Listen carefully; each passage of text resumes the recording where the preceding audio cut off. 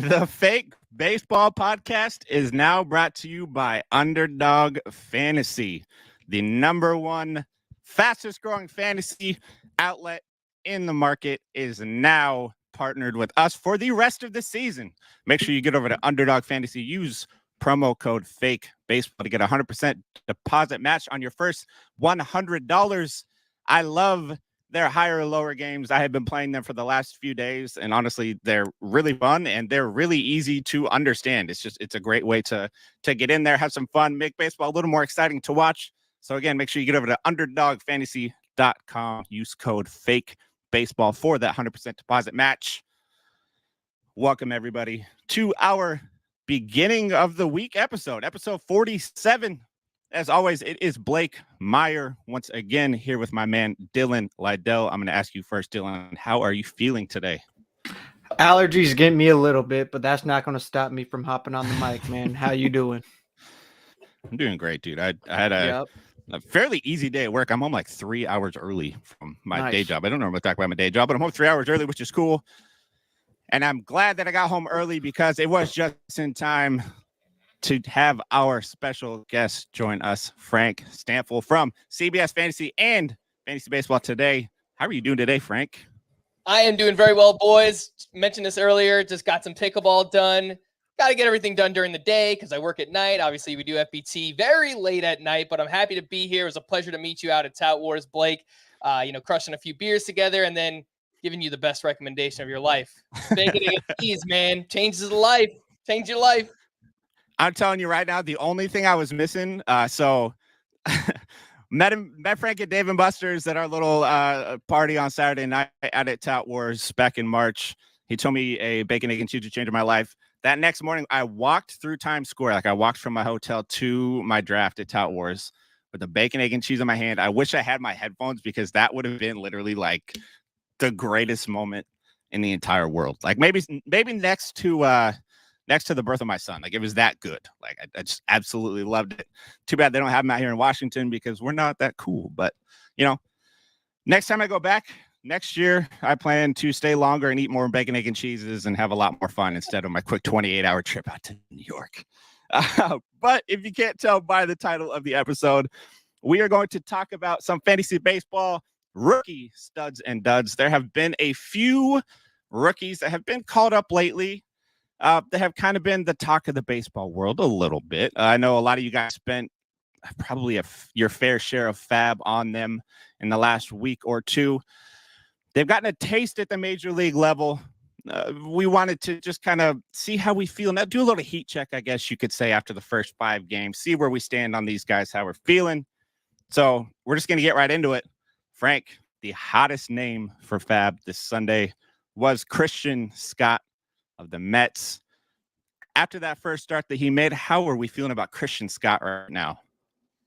Feeling pretty damn good. I can't imagine a debut going much better than that. He was up against Tampa Bay this past weekend, 6 2/3 innings, 1 run, 6 strikeouts, 18 swinging strikes. He had 8 of those on the fastball, 6 on the sweeper, 4 on the slider. He had everything working. If you watch any of this start, it was fastballs up in the zone, sweepers breaking hard and away from right-handed bats. His slider is more of like a gyro, so it's one that just kind of like dives down out of the zone. I am interested to see how he fares against a lineup that has more lefties in the lineup and how he goes about getting lefties out. But this was about as great as you could look in your debut in your first start. Minor league numbers were great as well this season in the minors for Christian Scott, a 3.20 ERA, 0.71 whip, 36 strikeouts over 25 1/3. He has great control. And some of the guys on Fantasy Baseball Today made the Joe Ryan comp in that it's going to be lots of strikeouts. Should be really good control. He'll keep the walks down. He is a fly ball pitcher. So I think there are going to be some starts where he struggles allowing home runs. But the hope for you is that if he's not walking many guys, these are solo home runs. And so I think the arsenal and everything is there. It's a good ballpark to pitch in Citi Field with the New York Mets. I saw him going for upwards of 25% of fab budgets in some of those 15-team roto leagues where he was available. Oddly enough, he was rostered, I think, in all of my 12-teamers, but was not rostered in those teamers. So he went for over a quarter of the budget, and I think that was warranted, and I think he's going to be worth it. Will be some starts where he struggles with home runs, but yeah, I think he has been one of, if not the most exciting waiver wire pitcher to this point this season. Yeah, and one more question before I get to Dylan. To kind of throw this in there, I saw Tyler McGill just had a rehab start. I think it was yesterday. So the idea is he'll be coming back at some point soon. And Kodai Senga is looking like a return is in the not so distant future. Are you still as confident for Christian Scott keeping that rotation spot for the rest of the year? Do you think they go to a 6-man rotation? How are you feeling once one or both of those guys come back? I think it all comes down to performance. If Christian Scott pitches well, and look, he's going up against the Atlanta Braves this week, so I know their bats have been a little bit cold, but obviously that is one of, if not the best lineup in all of baseball. So if he performs, he's going to stick in that rotation. The Mets, they got off to the slow start this year, but they have turned things around, and I think they're going to try and compete for a wild card. We'll see where things wind up with them, but if he performs, he's going to stick around. It's as easy as that. If he's pitching well by the time those guys are ready to come back, McGill will either go to the bullpen or someone like Jose Butto, or as we've seen this year, injuries have piled up. These things kind of just figure themselves out. So I understand the question, and there being some concern long-term with Christian Scott. Does he stick around? But if he pitches well, like I think he will, I think he's going to stick around. Completely agree. Dylan, how are you feeling about Christian Scott and his rest of the season value right now? Yeah, I mean, Frank really laid it all on the table right there. He's a 6'4" starting pitcher, good frame. I mean, he's got about 3 or 4 pitches he can go to. Really good control with about all of them. Joe Ryan, I like that comparison a lot. The one thing I think that Scott has in his bag that I don't know Joe Ryan does, we've seen Christian Scott in the minors get close up to 100 with his fastball before.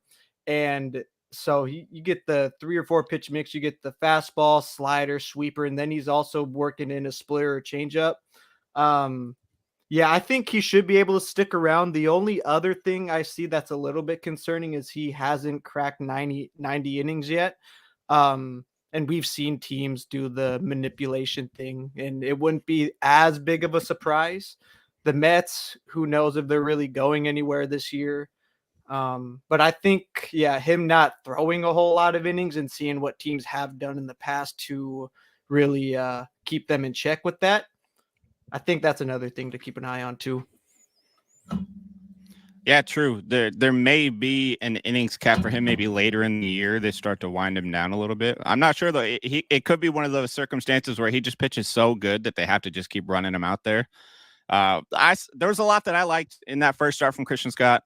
I mean, first of all, in the minor leagues, he had like a 25.5 K minus walk rate for his entire minor league career, which is crazy. Like, that's not just one season or a couple starts worth of numbers. That's like his entire minor league career. That's an excellent number. A K rate of like 31%. And his location, I think, was what stood out to me the most. He was painting the entire, I wouldn't say every corner, but he was painting the strike zone, living on the edges. That fastball has like 11 inches of arm side break, which is cool. Like, and he played it up in the zone a lot. When you can throw like 95 and keep that fastball up in the zone with a lot of movement, it gets really hard to hit. So if he can continue to do that, I think the legend of Christian Scott is just going to grow higher and higher. I bid $297 fab dollars on him in my TGFBI league this weekend, and I got outbid by like $60. So he has, in terms of that, for a lot of people, he has a lot of hype that he has to live up to, because you basically drained your fab for the rest of the season in many leagues trying to get a Christian Scott. So he has to live up to that. And there wasn't anything that I saw that points to me that he couldn't. Again, you pointed out he's going to face Atlanta coming up. That's going to be a big one. If he gets through Atlanta, though, Christian Scott's going to be a very popular name around the baseball world. Moving on from Christian Scott, next on the list that I definitely have in front of me at all times when we record these, and I definitely don't minimize it for half a second, would be Jordan Beck for the Colorado Rockies. They called up both Beck and Hunter Goodman. I think it was last week. Goodman kind of got pushed aside for Beck. We talked about Beck last week with Kev Massaregian. Definitely not Kevin. It's definitely Kev. Frank, how are you feeling about Jordan Beck right now? I think he's 5 or 6 games in. It hasn't necessarily gone the greatest. Are you worried, or do you think it's just a little bit of the jitters for first major league stint? Yeah, I think it's probably a little bit of both. And we've seen, I think more so with the hitters. The hitters have really struggled. I mean, the rookie hitters have struggled the past couple of years, right? Like the first stint when they get called up. And it's, I don't want to generalize and say it's every rookie, but a lot of rookies have struggled the past couple of years in their first stint. I mean, we just saw Jackson Holliday is regarded as the number one prospect in all of baseball. He's back in the minors. Wyatt Langford off to a slow start too. And those guys are regarded as way better prospects than any of the hitters we're going to talk about today. So I just think that's something to remember when we're getting really excited about these guys getting called up. But it is a really small sample size. Jordan Beck, only 21 plate appearances. He's hitting 143, 0 extra base hits. He's got 11 strikeouts so far. That is a 52% strikeout rate. Again, I don't want to put too much on that because it's just such a small sample size, and he's not hitting the ball hard. It's lots of ground balls, but he's yet to play a game in Coors Field. So he's got 6 games this week in Colorado. And I think let's maybe judge him more after what we see. Like, give this kid a chance in Coors Field. Let's see what he could do. One thing I will point out, the strikeouts, definitely worrisome, especially when you consider last year he had a near 32% strikeout rate. This season in the minors, he cut that down to 19.8. So there was some optimism. All right, he's obviously worked on the plate discipline. He's not striking out as much, but he gets called up. And the first thing that stands out is he is striking out a ton. But if he does click, there's power, there's speed. He went 25-20 last year. Let's see what happens after this week, because as we've seen with guys like Nolan Jones, you could strike out a lot and still be a really, really good fantasy player if you play your home game in Coors Field. So I'm going to give this kid the benefit of the doubt. Let's give him a couple more weeks, but it's hard to, I guess, not be at least a little worried based on what we've seen so far. Dylan, where is your worry meter at with Jordan Beck right now? And again, how are you feeling about him for the rest of the year? Yeah. That's a really good point. Hasn't played in Colorado yet. The one other thing, he hasn't drawn a walk yet, though, has he? I think, get some plate discipline, get his speed. That'll, get him some steals in there too. Because big guy, 6'3", 230, but 225, 230, something like that.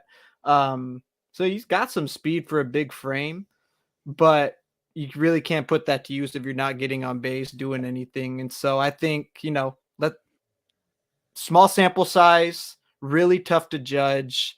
He's had 30, 40 home run pop in college. So the power's there.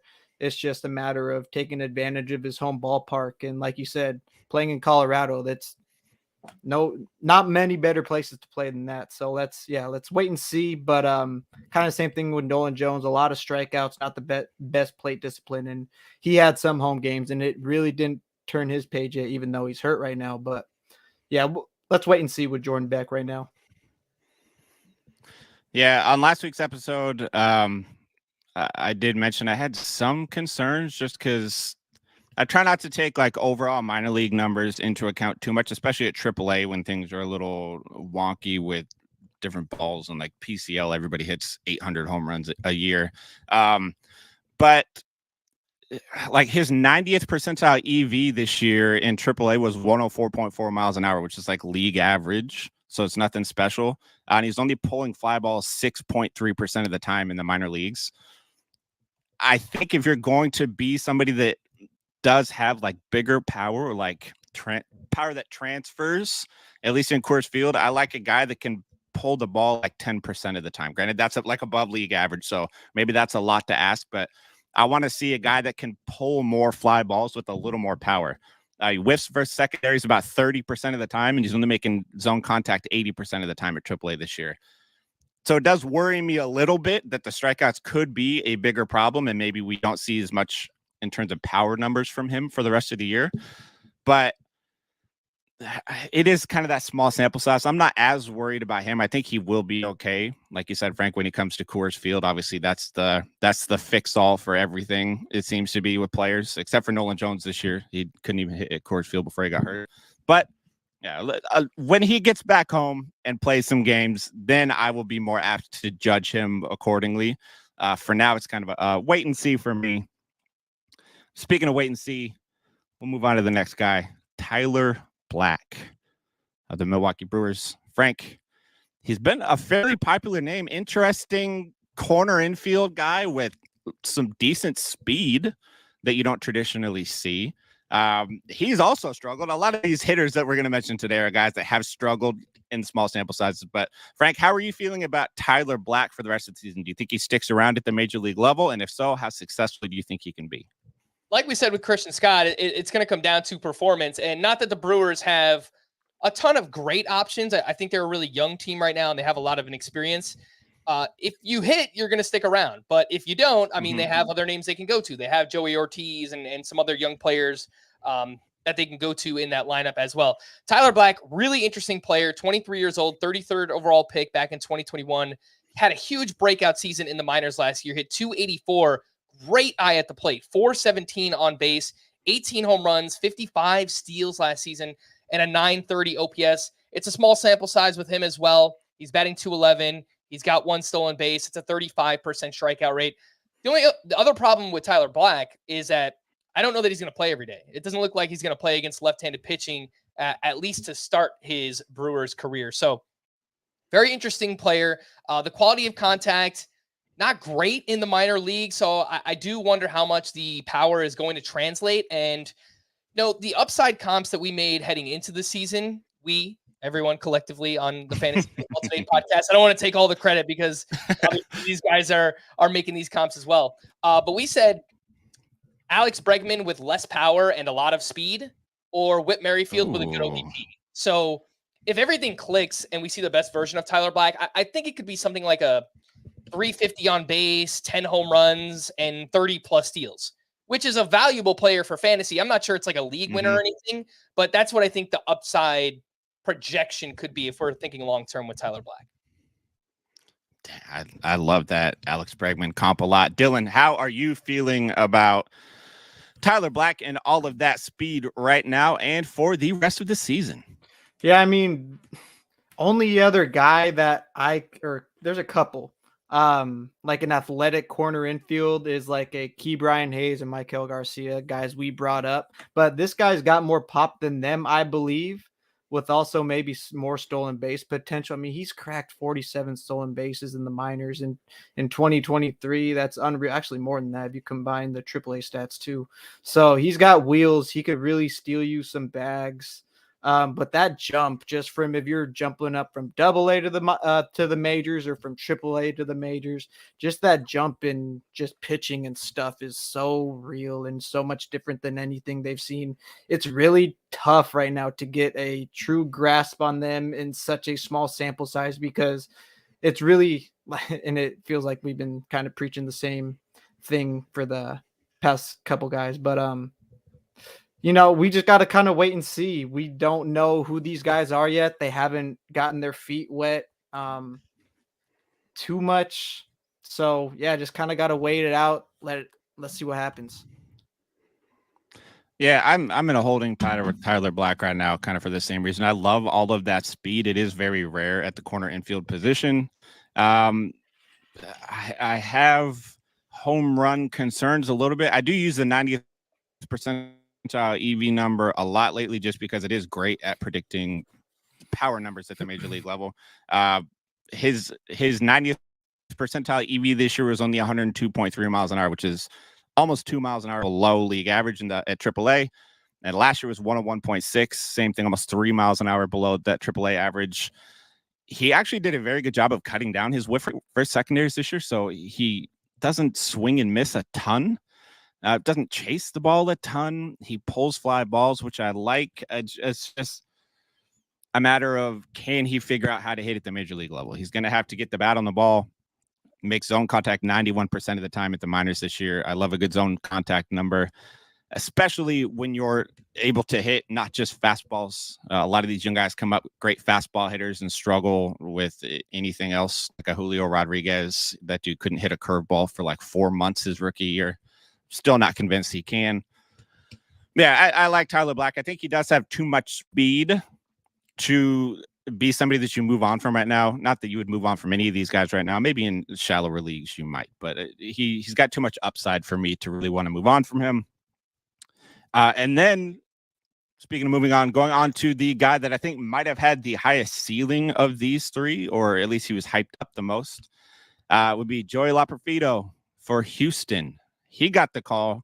Massive power numbers in the minors this year. Hasn't translated so far at the majors. Frank, how are you feeling about Loperfido right now?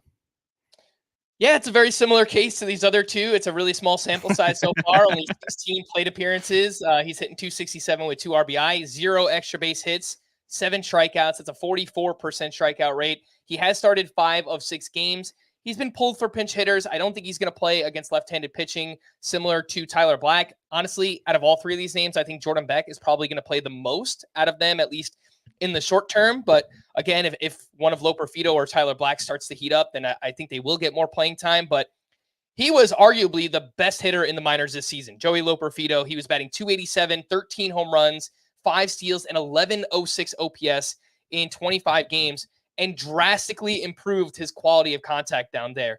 92.7 average exit velocity, 113.9 max exit velocity. Both of those numbers scream that he is a legit power hitter. The problem is that he strikes out a lot. 32.6% strikeout rate at AAA last year. It was 30% at AAA this year. And typically, I mean, it's not a one-to-one translation, but if you strike out 30% in the minors, my guess is you're probably going to strike out 35% plus in the majors. Like that's just how I would translate it. We'll see. Obviously, it doesn't always technically translate that way. Maybe he's a little bit more patient in the majors and, just not swinging as many bad pitches. I do think he has the highest upside, at least for this season. If I'm ranking the three, it would be Loperfido, Black, and Beck in that order. And I think they only really need to be rostered in 12-team roto leagues or anything deeper than that. Leagues where you have 5 outfielders or a corner infield spot. But if you play in like a head-to-head points league or a head-to-head categories league where there's no corner, there's no middle, there's 3 outfielders, these guys probably don't need to be rostered yet. If they start to heat up, that'll change. But yeah, I think in those deeper 5 outfielder leagues and with the corner infield spot, add these guys and let's see where it goes from here. Especially, I think Loperfido has that second base outfield eligibility, which is a cool one. Not many people get, so it makes him a little extra enticing. Dylan, Loperfido rest of the season.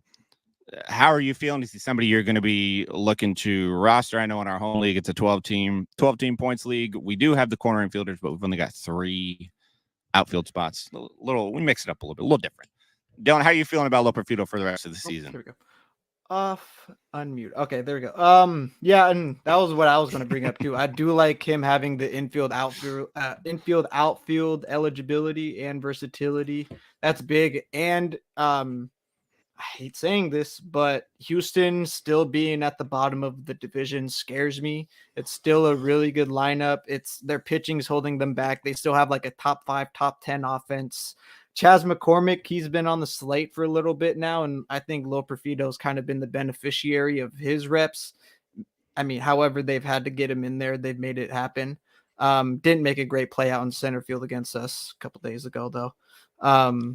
Let a ball get past him. I don't think defense is really his bread and butter, though. But, I mean, striking out, about 44% of the time right now. But him being on the Astros, I think I'm just willing to take that bet with a lot of good pieces around him. I'll see what he's got, and you can plug him in a lot of different places in the lineup, which is really nice. I value that a ton. So I think I would be willing to take the shot on Loperfido just because he does have that power speed combo. A good lineup in Houston that's just off to a really slow start. I hope I'm wrong about that. But yeah, I think I'll take the shot on Loperfido over a lot of these guys. Yeah, I like that. And let's throw it out there. Loperfido not in the lineup today against a right-handed pitcher, which is very interesting. Right, yeah. Go figure. I do have my doubts on Loperfido just because of the swing and miss. He was somebody that it felt like this was going to go one or two ways with him when he got called up. Either he was going to get called up and light the baseball world on fire in Houston and hit freaking 6 bombs in his first 9 games like a Kyle Lewis did back in the day, or he was going to strike out a bunch. Like it was going to go one or the other. Unfortunately, it went he's going to strike out a bunch. The positive note is I don't think he's not this bad. This is the bottom of the bottom for Loperfido right now. So you could potentially get him for a discount in the future. If you're the buy sell type of person. Shout out to my buy sell trade points league article for Pitcher List. It just came out today. Go check that out. Shameless plug to myself. Yeah, Loperfido. I like him, but again, it is in very deep leagues, like Frank said. I'm not reaching for him in your traditional 12-team league, staying far away in a 10-team league.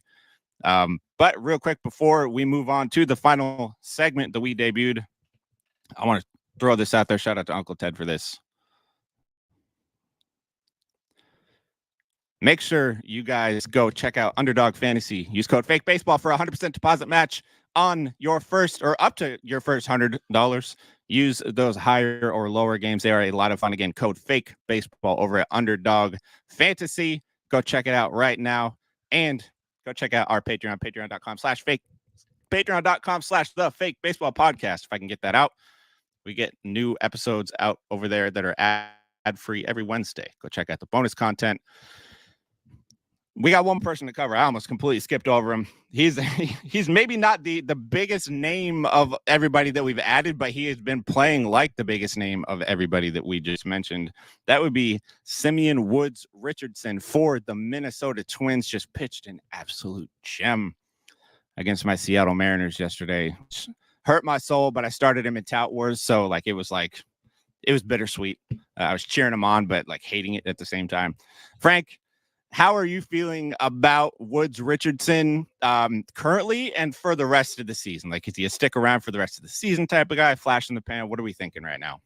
It's funny that you bring that up. Before I get to Simeon Woods-Richardson, what you mentioned about him pitching against your Mariners, it's kind of tough. I remember when I first started playing fantasy baseball, I would never draft the Red Sox closer because I just couldn't stomach the fact that he was closing games out against the Yankees, whoever it was, like Papelbon, Kimbrel, whatever. I was just I couldn't do it. But Simeon Woods-Richardson, guys, I hate to say it, but if you're not pitching well against the Mariners right now, then there's a problem. And he pitched very well in this start. It was 7 innings, 1 hit, 1 walk, 8 strikeouts. He had 10 swinging strikes on 82 pitches.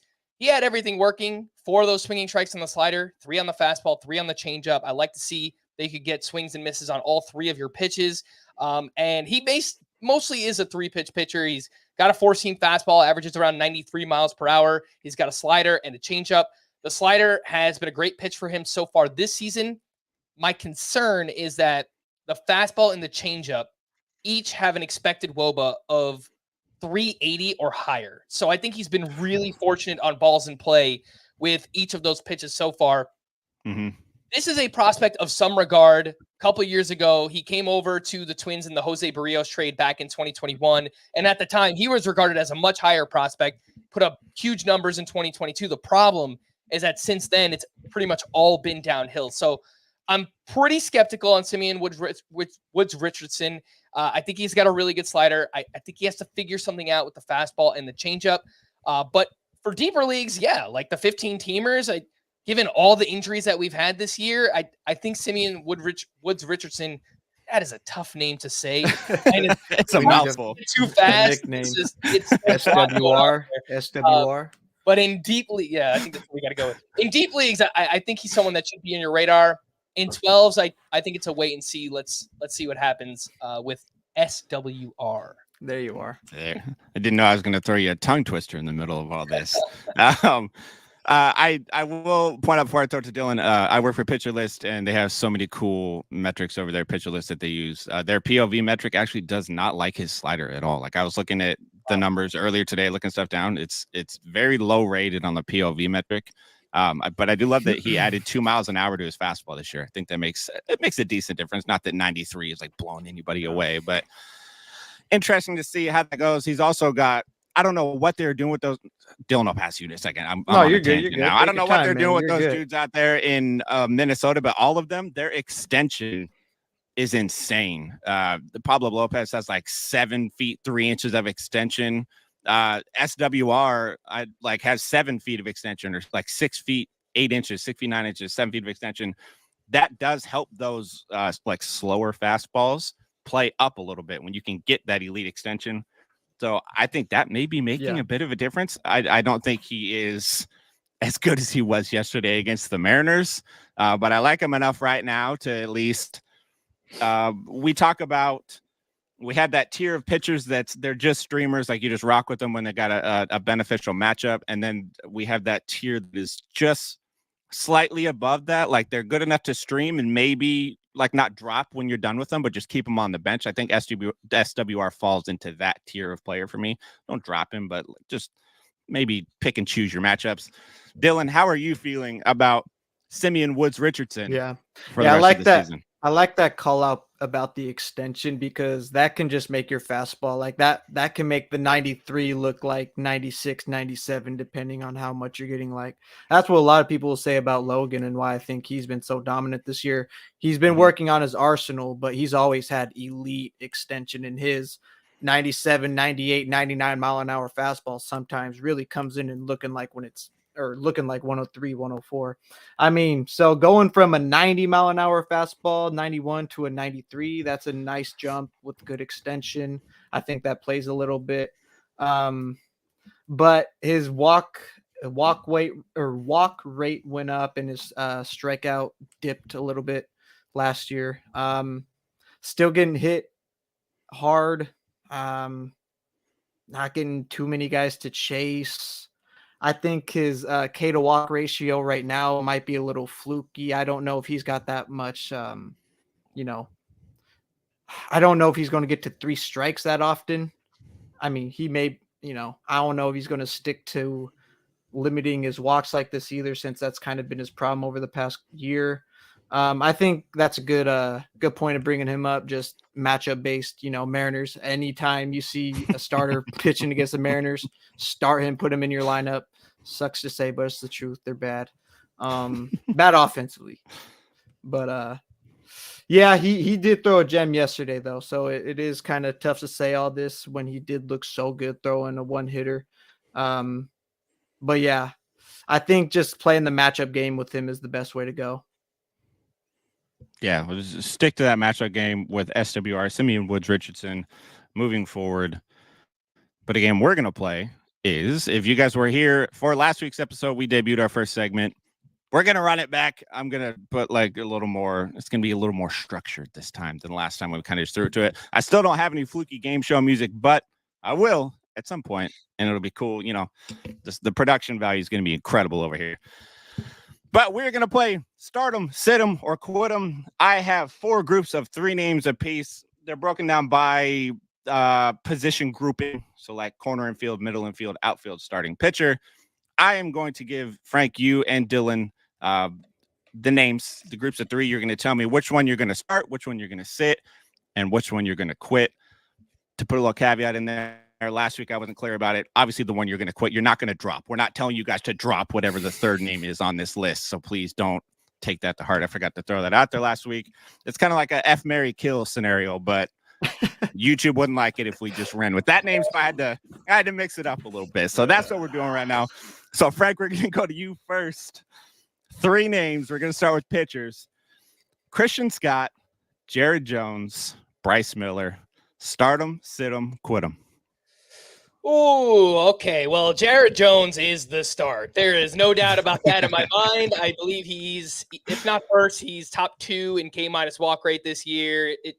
People have made the Spencer Strider comp. I really try to hold back from making like these really lofty comps, but just watching him pitch, it's hard to argue against it. I mean, that fastball just blowing people away 100 miles per hour. The slider looks amazing as well, and he's throwing strikes this year too, which is something he struggled with in the past. It has not been an issue this year. So absolutely starting Jared Jones. I got a rankings update coming out on Wednesday. I think he's moving inside of my top 20 starting pitchers the rest of the season. So just to give you an idea of how high he has moved already up the rankings.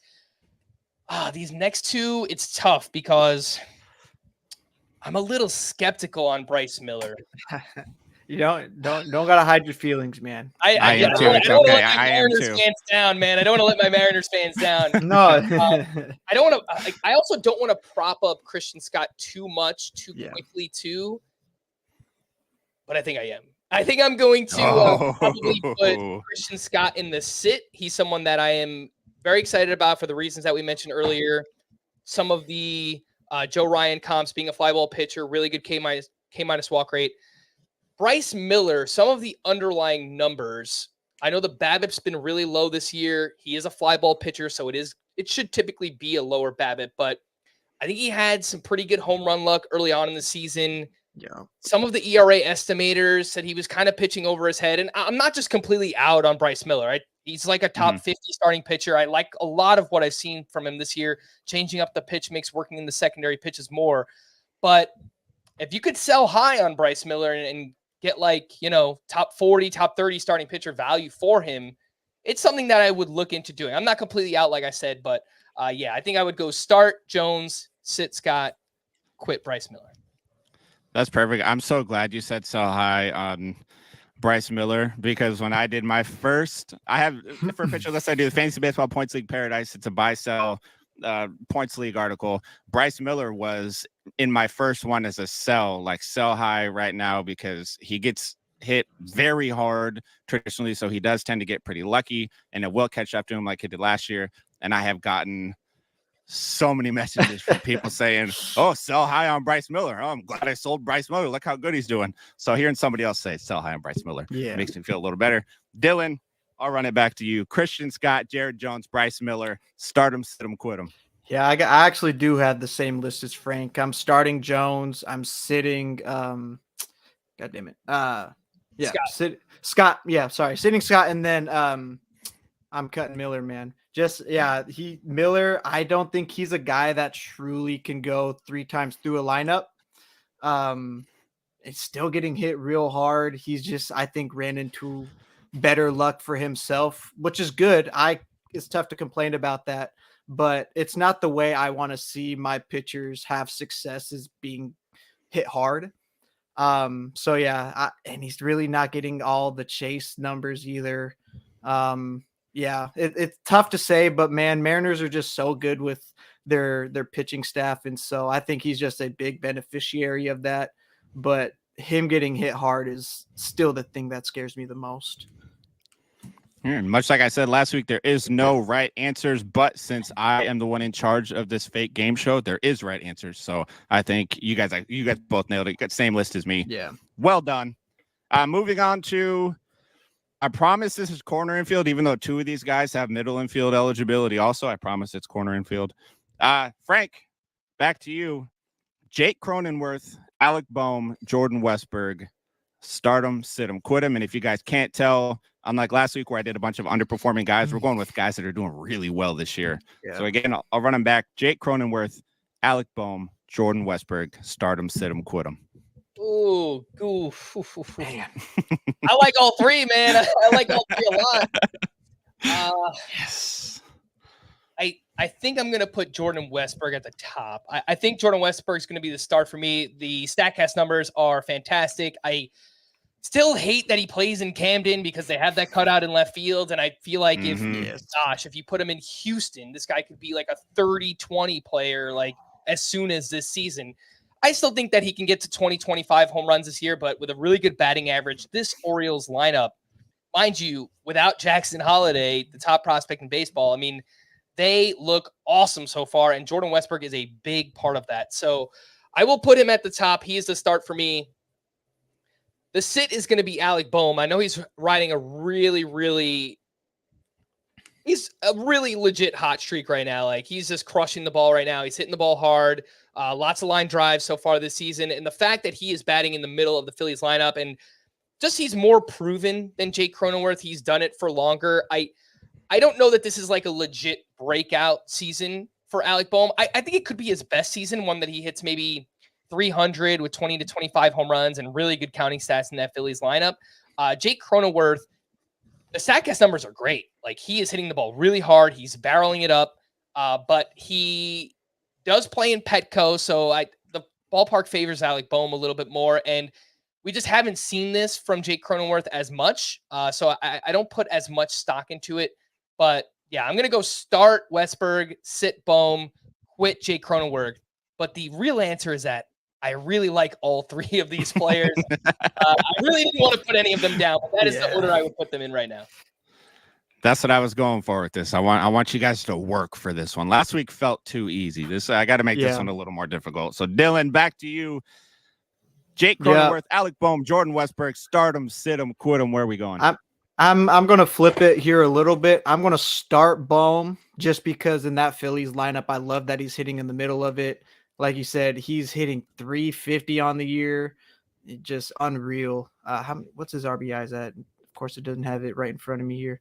Yes, 32 Yeah, RBI and 32 R. There you go. Yeah, unreal. Crazy. Putting it up, lighting it up. And then I'm going to sit Westberg. That's where I'm going to flip it a little bit. Yeah, I hate the left field wall there, and yeah, Camden. It's an eyesore. It doesn't. Yeah, nothing there. But he's producing real well. So he is a younger player. So I think there may be some regression there. If I recall, I think he is having some swing and miss or some strikeouts. I think that may be the one thing with Jordan Westberg that is the one red flag there. So I think I'll just sit him there. But again, still a really good team. And Cronenworth, just for that same reason in Petco Park. Like, I think that's why I think I'll end up cutting him. I think you guys both nailed it this time too. This was probably the closest one. I may lean maybe a little more towards Bohm with the quit him. He was again in my article I put out today. Bohm is in my sell category. He had like a crazy 10-game stretch where he had it was like in 10 games he had like 12 extra base hits and 20 RBI and hitting almost 600, which is nuts. And then outside of that, he hasn't been bad outside of that. I think in his other 21 games on the season, he's hitting like 260 with 17 RBIs. Like, it's been a pretty good season. So you could make the case for Bohm being out, but it's Cronenworth. I don't know if he can keep this up. You hope he can, but who knows? Moving on to the outfield, there's only two more sections here. Frank, straight to you. Jurickson Profar, Taylor Ward, Andy Pages. I think I said it right. I messed it up last week and I got grilled in the clips videos. I knew I would. But Andy Pages, start him, sit him, quit him. How are we feeling about the outfield section? Yeah, this one, it's tough too. I mean, I want to go Pages just because, man, the counting stat upside with the Dodgers lineup and what he's done so far and the versatility to be able to play center field for them. I know the Angels are really bad. I'm still going to take Taylor Ward. I really like what I've seen from him. The start is going to be Taylor Ward. StatCast numbers look great for him so far. I know it's a really, really bad Angels lineup. It's actually like the complete inverse of the Dodgers lineup right now. But I do like what I've seen so far. And I just feel like Taylor Ward, his whole career has just kind of been a tough break, right? Like last year, he got hit in the face with the ball and missed the final 2 months of the season. I still think like if he puts everything together, he is the most valuable of this group. I'm going to go with the sit of Pages. I definitely want him on my team right now. Everything we've seen so far, I think he got his first walk last night. It's like 16 or 17 games in. So I don't think he's going to be very patient. There's a little bit of swing and miss, but there's some pop. And again, batting 6th or 7th in that Dodgers lineup. I think the counting stats are going to be great. The Profar thing, I mean, he is off to a ridiculous start, and it's a great spot in the lineup. There's been games where he leads off. There's been others where he's batting in the middle. So regardless, I mean, as long as he's top 4, the counting stats should be good, but we've kind of seen this from Profar before where he gets off to these really good starts, and it's like, do we trust it? He's doing some things better. He's hitting the ball harder this year, but is that a hot streak or is it something that's sustainable? So I like all three. I think Profar should be rostered, but I got to rank him third of this group. I'm going to go start Ward. I'm going to sit Pages, and I'm going to quit Jurickson Profar. Love it. Dylan, I'm going to throw it over to you. Same thing. How you feeling? Start him, sit him, quit him. Oops, there we go. Unmute. And so I think kind of the same reason as I had before. I'm gonna take the older vet. I'm gonna take Ward as my start, and then I will go Pages as my sit, and I will quit on Profar. Profar, just the stadium thing, and I don't know. Like, I'm not completely sold on him. I think I would just rather take the other two guys over him right now. Is really what it comes down to. And yeah, I think Taylor Ward, he's really going to have to be carrying this this Angels lineup, which is tough feat. Doesn't have much help around him, but like Frank brought up, his StatCast numbers look amazing right now. And Pajes, I just really want to see if he can get some consistency, draw some more walks, and maybe get a better, more secure spot up in the lineup, because if that can happen in that LA Dodgers lineup, then watch out. Then you want to make sure you have him. But for now, Taylor Ward's just playing so good. He's playing lights out. So I'll start him and then sit Pajes and then cut Profar. You guys are both wrong. I'm just kidding. I like to start Pajes. I think what he's doing with the Dodgers feels real. I think he can build off this. Seeing him get that walk is awesome. I mean, his upside is so high that I'm starting Pajes, sitting Ward, and then quitting Profar only because I wanted to see this version of Profar in like 2013. And now we're 11 years after that, and it's finally here. So excuse me for not feeling like this is fully real for the entire course of a year. It's cool now, but we'll have to see how it goes for the rest of the year. That's how I would shape it out. And then the final one, we're going to go middle infield. Dylan, I'm going to throw it to you first, and we'll end with Frank. Dylan, Bryce Terang, Jeremy Pena, Luis Garcia, start him, sit him, quit him. Man, I like what Bryce Terang's done this year. So, I'm going to start I'm going to start Bryce Terang. I'll sit Jeremy Pena. He's had a little bit of a bounce back year. I like what I'm seeing from him. And then, I will, I'm going to sit cut Luis Garcia. It's really tough, 337 average, but I just think the ceiling and upside with the other two players is just more. I mean, it's really tough saying that about a guy that's hitting 337, but I think I'm gonna go there. I love that. Frank, Bryce Terang, Jeremy Pena, Luis Garcia, start him, sit him, quit him. Where are we going? I think it's really close between Pena and Terang. I think I'm going to lead with Pena. There was talk this offseason that he's changed the swing, and we've seen that so far. The ground ball rate is way down. He's hitting more line drives. That's why you see the batting average where it is. He's popped a couple homers. I think he has really good speed too, like 99th percentile sprint speed. So Jeremy Pena, he's got 5 steals. I think he could get more. Obviously, if we're talking about steals, like Bryce Terang has been amazing. He's got 14 steals on the season. I do think there will be some regression with the batting average, and I don't know that he's going to do much outside of steal bases. So for me, Pena just feels like the more all-around player. I'll start Pena. I'll sit Terang. Luis Garcia doing some really interesting things, not playing against left-handed pitching. The Washington Nationals, what are you doing? You got a young kid who has some talent here. You're not really playing for much. Let's just throw him out there and see what the kid can do. So due to the lack of playing time and obviously the lineup context with the Nationals, I'll put Garcia last on this list. He is doing some interesting things, though. So it's a start, Pena, sit Terang, and quit on Luis Garcia. I love it. You guys had different answers. I'm going to say you're both correct because this one, there wasn't really a wrong answer as long as you had Luis Garcia as your quit. Not that I hate Luis Garcia, just the same thing you said, Frank. He's not playing as much. He's making incredible contact, which I love. Yeah. Great zone contact, cool power speed combo. But if you're not in the lineup every day, you're the odd man out.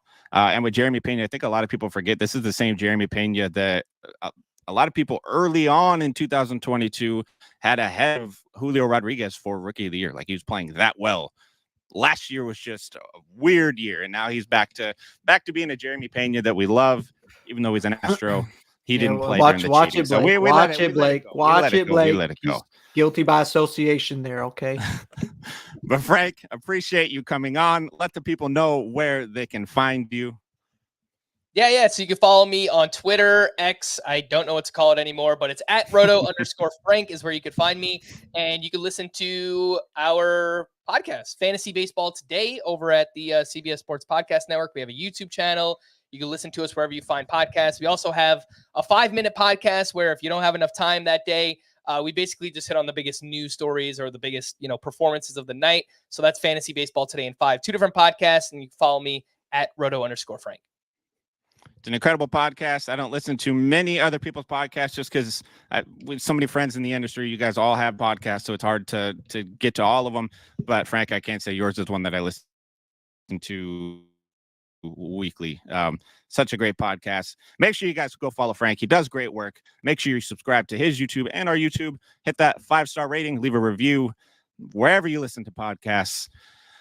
And make sure you guys check out our Patreon, patreon.com/thefakebaseballpodcast. And until Thursday, we will catch you all next time.